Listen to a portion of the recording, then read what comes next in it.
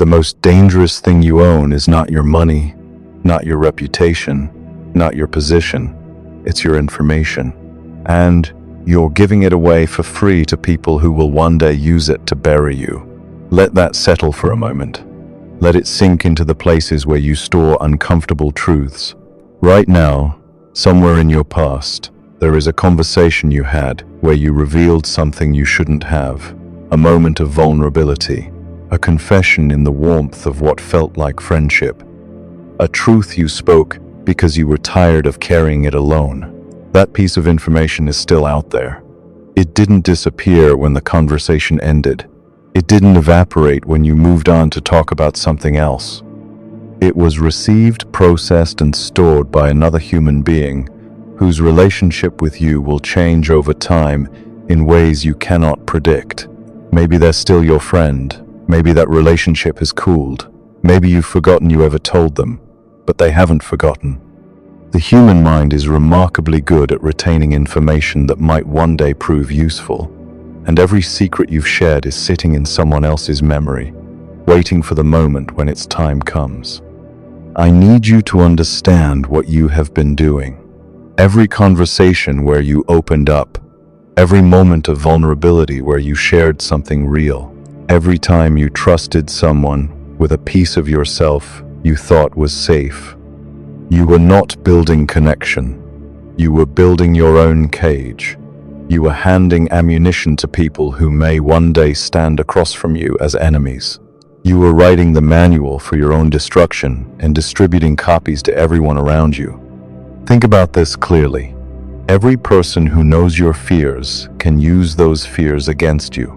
Every person who knows your plans can sabotage those plans. Every person who knows your shame can weaponize that shame when conflict arises. And conflict always arises. Relationships change. Allies become rivals. Friends become enemies. The person you trust completely today may be the person you're battling in court, in business, in love 3 years from now. What will they know about you? Everything you told them. What weapons will they have? Every weapon you gave them. Machiavelli understood this 500 years ago. He watched men destroyed not by armies, not by rivals with greater power, but by their own words coming back to haunt them. He saw kings fall because they trusted the wrong confidant. He saw alliances collapse because someone revealed a plan too soon. He saw lives unravel because a secret shared in friendship became a weapon wielded in war. He lived in Renaissance Florence, a time and place where political fortunes changed overnight, where your closest advisor could be your assassin by morning, where the information you shared over wine could be used against you in negotiations the next day. This was not paranoia, this was the lived reality of power in a world without illusions. And he wrote a warning that most men ignore.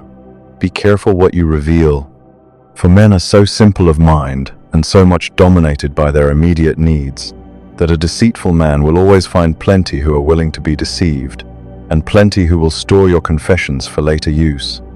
The world has changed since Machiavelli's time. We have the internet now. We have social media. We have a culture that celebrates oversharing and calls it authenticity.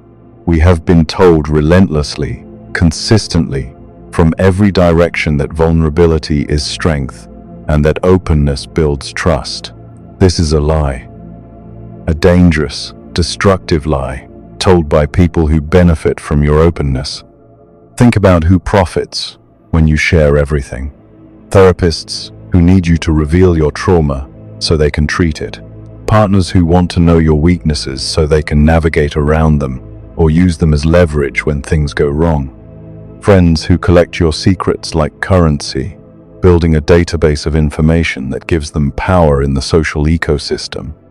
A culture that monetizes confession through reality television, tell-all memoirs, and social media posts, where people compete to be the most vulnerable for likes and engagement. None of these people have to deal with the consequences when your revelations come back to destroy you. The therapist doesn't lose their job when your confession becomes gossip. Your friend doesn't pay the price when they let your secret slip in a moment of indiscretion. The culture that celebrated your brave authenticity won't be there to help when that authenticity ruins your career, your relationships, or your peace of mind. You alone bear the cost, and the cost can be everything. The truth is darker and more useful. Everything you reveal can and will be used against you. Not might be, will be. Given enough time, given the wrong circumstances, given a relationship that shifts from ally to enemy, every word you've spoken becomes a potential weapon pointed at your head. This isn't pessimism. This is pattern recognition. How many people do you know who have been hurt by something they revealed in trust? How many careers have been destroyed by old confessions surfacing at the wrong time? How many relationships have collapsed when one party used intimate knowledge as a weapon in a fight? It happens constantly. It happens to intelligent people. It happens to kind people. It happens to people who thought they knew who they could trust. And in almost every case, the information that destroyed them was information they gave away willingly, in moments when they thought they were building connection. Before we go deeper into the 7 things you must never reveal, subscribe to this channel. We are building a community of men who understand that the world is not what they were told it was. Men who are ready to see clearly, think strategically, and protect themselves accordingly. Turn on notifications. Drop in the comments, "My silence is my shield." Let me know you understand what we're building here. Let me walk you through the 7 things that, once revealed, can destroy your entire life. These are not abstract warnings. These are not paranoid fantasies. These are specific categories of information that I have watched destroy real people in real situations. Learn to protect them like your life depends on it. Because it does. The first thing you should never reveal is your next move. You have a plan, a goal, a strategy, an idea for where you want to go and how you intend to get there. And you are tempted, deeply tempted to share it. You want to tell someone. You want feedback. You want encouragement. You want to hear someone say, "That's a great idea, you should definitely do that." Do not tell them. The moment you announce your next move, you have given everyone around you perfect information. Your allies know where you're going, which means they can position themselves to benefit from your effort. Your enemies know where you're going, which means they can position themselves to block your path. Your competitors know where you're going, which means they can race you there or sabotage your journey. Everyone who hears your plan gains an advantage you have freely given away. Sun Tzu wrote that all warfare is based on deception. When able to attack, we must seem unable. When using our forces, we must seem inactive. When we are near, we must make the enemy believe we are far away. When far away, we must make him believe we are near. This is not just military strategy. This is life strategy. The man who announces his moves is the man who arrives at his destination to find it already occupied by someone who moved faster because they knew exactly where he was going. I have watched men share business plans with friends who then executed those plans first. I have watched men announce career moves that were blocked by colleagues who felt threatened. I have watched men reveal investment strategies only to have family members poison those exact opportunities out of envy. Your plans should be like water in your hands. Hold them loosely, silently, and let no one see what you carry until you have already poured it where you intended. The successful man moves in silence. By the time his rivals realize what he was doing, he has already done it. By the time his enemies understand his strategy, it has already been executed. He announces nothing. He achieves, and then the achievement speaks for itself. Learn this, or be perpetually outmaneuvered by those who learned it before you. The second thing you should never reveal is your weaknesses. You have fears. You have insecurities. You have things you are not good at, things that frighten you, things that make you feel small and vulnerable. And modern culture tells you to share these openly, to be vulnerable, to let others see your soft underbelly as a form of authentic connection. This is catastrophically bad advice. When you reveal your weaknesses, you are handing people a map to your destruction. You are saying, "Here is how to hurt me. Here is where I am undefended. Here is the exact spot where a well-placed strike would bring me to my knees."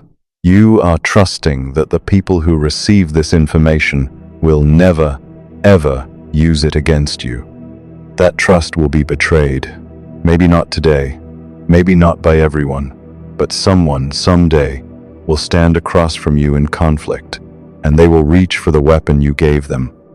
They will use your own confessed weaknesses to break you down, and you will have no one to blame but yourself for arming your own executioner. Robert Greene writes about this in the 48 Laws of Power. He describes how showing your weaknesses makes people comfortable, but that comfort can turn to contempt, and that contempt can turn to attack. The people who know where you are weak will press exactly there when they need to defeat you. This does not mean you should pretend to have no weaknesses. Only fools believe that. What it means is that your weaknesses are for you to know, to work on in private, and to protect from the knowledge of others. Your inner circle of growth is not the same as your outer circle of relationships. What you reveal to your therapist, your journal, or your own reflection is different from what you reveal to friends, colleagues, and the world. Keep your armor facing outward. Let them guess at your vulnerabilities. Let them swing at where they think you might be weak, but never, ever hand them the map that shows them exactly where to strike. The third thing you should never reveal is your income and finances. The moment someone knows what you have, their relationship with you changes. It changes in ways that are almost entirely negative. If you have more than them, they will envy you. That envy might be subtle at first, a slight distance, a hint of resentment in their tone, but envy is a cancer that grows. Today's slightly jealous friend is tomorrow's bitter enemy, who cannot celebrate anything good that happens to you, because your good fortune reminds them of what they lack. If you have more than them, they will also feel entitled to it. Family members suddenly need loans. Friends expect you to pay for dinners. People who showed no interest in you before are suddenly very interested indeed. Your relationships become transactions. You lose the ability to know if anyone actually likes you, or just likes what you can provide. If you have less than them, they will look down on you. Your opinions will carry less weight. Your ideas will be dismissed. You will feel the subtle contempt of those who measure human value in financial terms. If you have less than them, you also become a non-threat, which might seem good until you realize that non-threats are also non-entities. You will be overlooked for opportunities, excluded from conversations, and treated as someone who doesn't really matter. There is no winning position in revealing your finances. Every outcome is worse than strategic silence. The wise man keeps his material position private. He dresses in a way that does not announce wealth or poverty. He speaks about money in vague terms, if at all. He neither displays nor complains. His financial life is behind a wall that others cannot see past. This protects him from envy, entitlement, and contempt alike. His relationships have a chance to be genuine because they are not corrupted by knowledge of his resources. He moves through the world as a person first, and a financial entity never. Let your wealth or your struggle be your own private business. It belongs to no one else's knowledge. The fourth thing you should never reveal is your past failures and shame. We all have them. Moments we regret, things we did that we wish we could undo, failures that still sting when we think about them late at night, shame that lives in us like a dormant virus, quiet most of the time but never truly gone. And we are taught to share these. Confess your sins, admit your mistakes, be honest about your failures. Vulnerability is strength. Authenticity requires disclosure. This is a trap designed to extract information that will later be used against you. When you confess your past failures, you are creating a record that can never be erased. The person who hears your shame now possesses it. They may sit on that information for years. They may seem to have forgotten it entirely, but it is stored, catalogued, waiting for the moment when it becomes useful. That moment is usually a conflict. When you find yourself in opposition to someone who knows your shameful past, they will reach for it. They will bring it up at the exact moment calculated to cause maximum damage. They will say, "Remember when you told me about," and suddenly your old failure is alive again, weaponized, destroying you in the present with ammunition you provided from the past. Beyond direct weaponization, revealed shame becomes a source of leverage. Blackmail does not require dramatic criminal secrets. Social blackmail works on any information you desperately don't want others to know. That embarrassing failure, that shameful moment, that thing you did that you've never forgiven yourself for, these become chains that others can yank whenever they need you to comply. Your past is your past. Learn from it privately, grow from it silently, but do not hand it to others as a gift they never asked for, and will eventually use as a weapon you never expected. The fifth thing you should never reveal is your full ambitions. You have dreams. You have visions of who you want to become, what you want to achieve, how high you want to rise. These ambitions fuel you, drive you, give meaning to your daily efforts. They are sacred to your soul. Keep them that way. Keep them sacred. Keep them secret. When you announce your ambitions, you activate opposition. The people around you hear where you want to go, and they have reactions that rarely serve your interests. Some will feel threatened. Your ambition reminds them of their own stagnation. Your drive highlights their comfort. Your desire for more makes them uncomfortable with their acceptance of less. These people will not support your rise. They will subtly, sometimes unconsciously, work to prevent it. They will discourage. They will find problems with your plans. They will drain your energy with their doubts disguised as concern. Others will feel competitive. They didn't want that position until you announced you wanted it. They didn't care about that opportunity until you revealed it mattered to you. But now, knowing your desire, they want to get there first, either to have it for themselves or simply to deny it to you. Still others will feel the need to warn your targets. The gatekeeper of the position you seek will be told you're coming. The person whose job you want will be alerted to watch their back. The opportunity you hope to seize will be fortified against your approach. Gracian wrote, "Never contend with a man who has nothing to lose." I would add, never announce your ambitions to anyone who might benefit from your failure. Work in silence. Let your achievements announce themselves. By the time they realize what you were building, you will already have built it. By the time they understand your trajectory, you will already have arrived.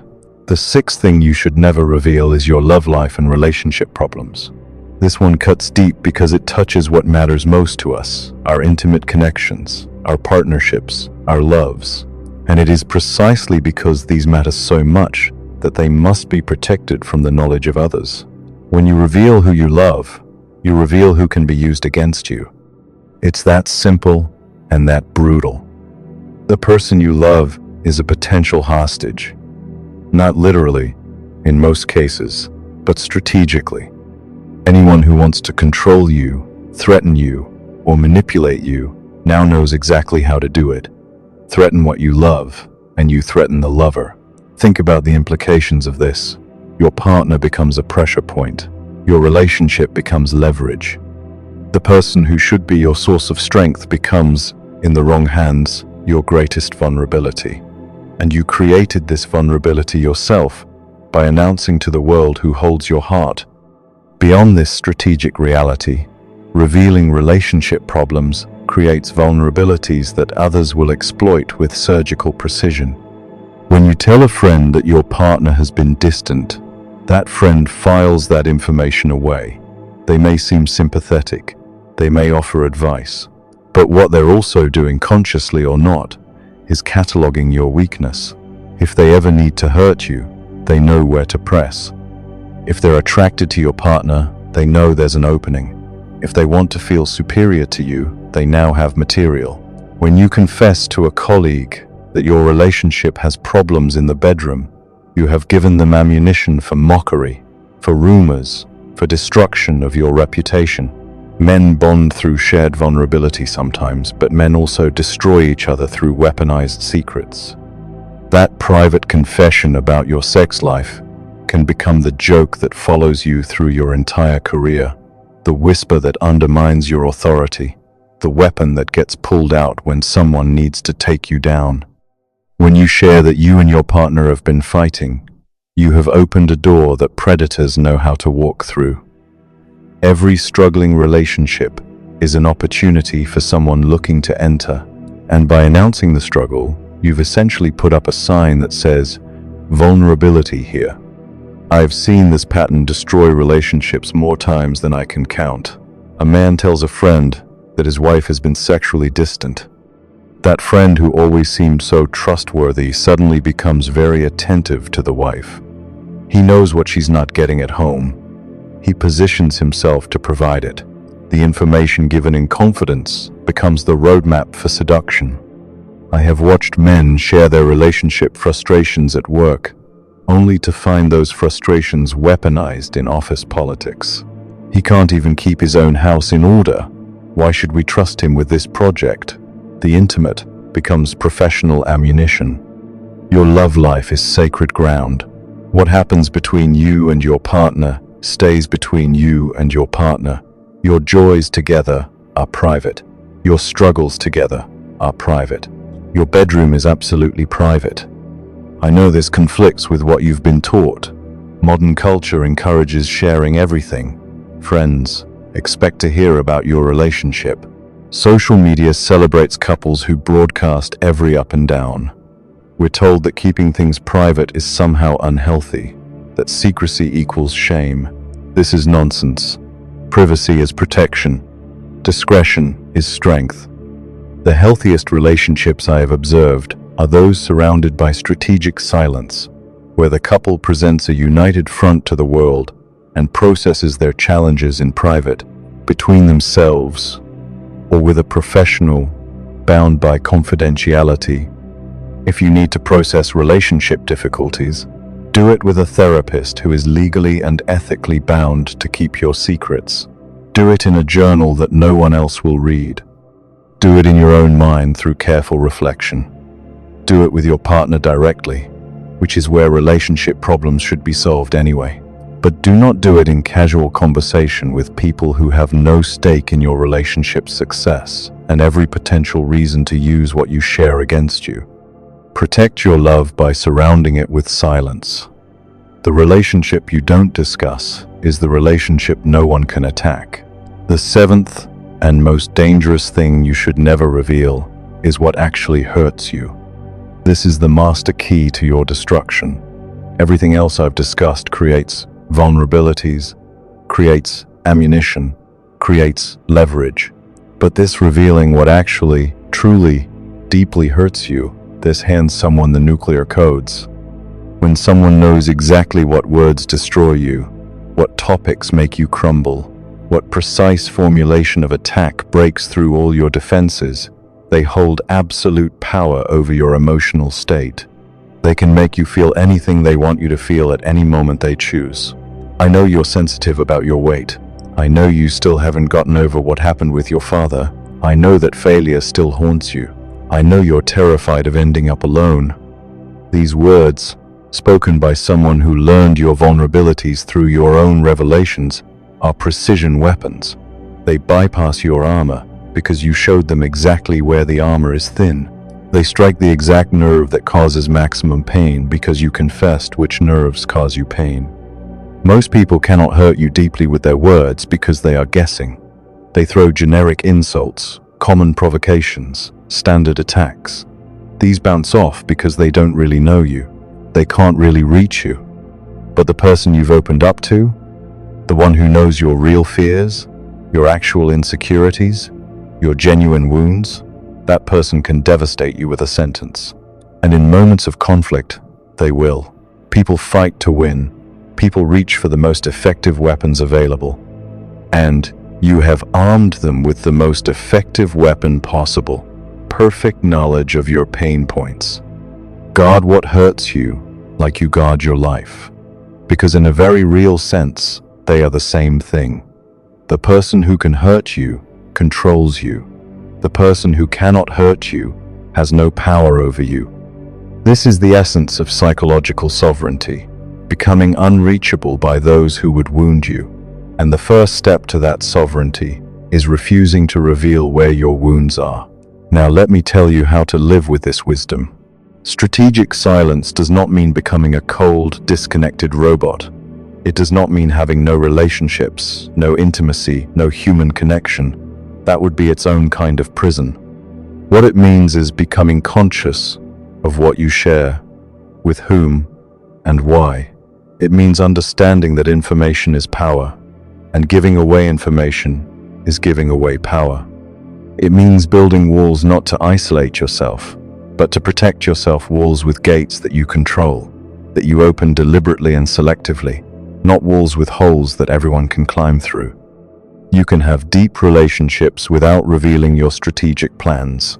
You can have intimate connections without exposing your past shame. You can love fully without telling everyone who you love. You can be real and present with people while keeping your pain points private. The key is discernment. Not everyone deserves the same level of access. Not every relationship requires the same level of disclosure.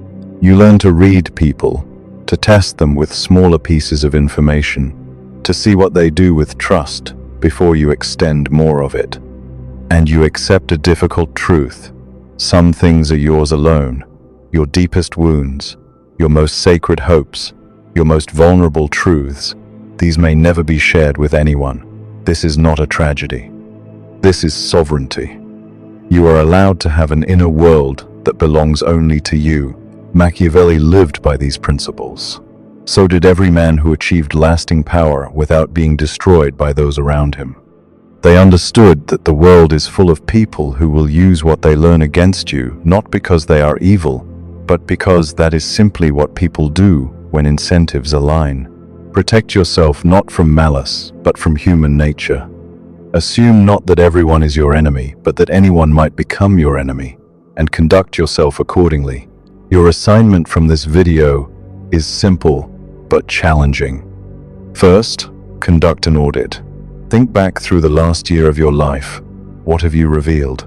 To whom? About your plans, your weaknesses, your finances, your past, your ambitions, your love life, your pain. Write it down if you can. See what you have given away. Second, identify the risks. For each piece of information you've shared, ask, what happens if this person becomes my enemy? What could they do with what they know? How exposed am I because of what I've revealed? Third, begin the practice of strategic silence. In your next 10 conversations, notice the moments where you feel compelled to share something from these 7 categories. Notice the urge. And instead of following it, redirect. Ask a question. Change the subject. Offer something less vulnerable. Practice the discipline of keeping your information your own. Fourth, build your vault. Create an internal space where your most important information lives, protected by walls of conscious decision. Nothing leaves that vault without your deliberate choice. Nothing is shared just because someone asked or because the moment felt safe. This is not paranoia. This is preparation. The men who are never destroyed are the men who gave others nothing to destroy them with. Think of the most powerful, most respected, most unassailable men you know. What do you actually know about their personal lives, their fears, their relationship struggles, their past failures? Probably very little. This is not coincidence. This is strategy. Their power is protected by their discretion. You can be one of these men, not by accumulating more resources or achieving more status, but by becoming more careful about what you reveal. The walls you build around your information are as valuable as any other asset you possess. Perhaps more valuable, because every other asset can be taken from you, but information, once protected, remains yours forever. Start today. In your next conversation, notice the impulse to share something from these 7 categories. Feel the pull toward vulnerability. And then, deliberately, consciously, choose silence instead. It will feel strange at first. It will feel like you're being cold, distant, inauthentic. But what you're actually being is strategic, protected, wise. If this video has opened your eyes, subscribe now. We release content every 2 days for men who are ready to stop being naive about how the world actually operates. Turn on notifications so you never miss a video. Hit the like button if this knowledge has value for you. Drop a comment sharing which of the 7 revelations has hurt you most in the past, but notice, I'm not asking you to reveal details, just the category. Even here, practice begins. The community we're building understands that silence is not weakness. Silence is the armor of the strategically aware. Your information is your power. Stop giving it away to people who have not earned it and may one day use it against you. Until next time, guard what you know, protect what matters, and remember, the most dangerous words are the ones that already left your mouth. You cannot unsay what has been said, but you can become the man who thinks carefully before speaking from this day forward. This is the Cold Awakening, and your silence begins now.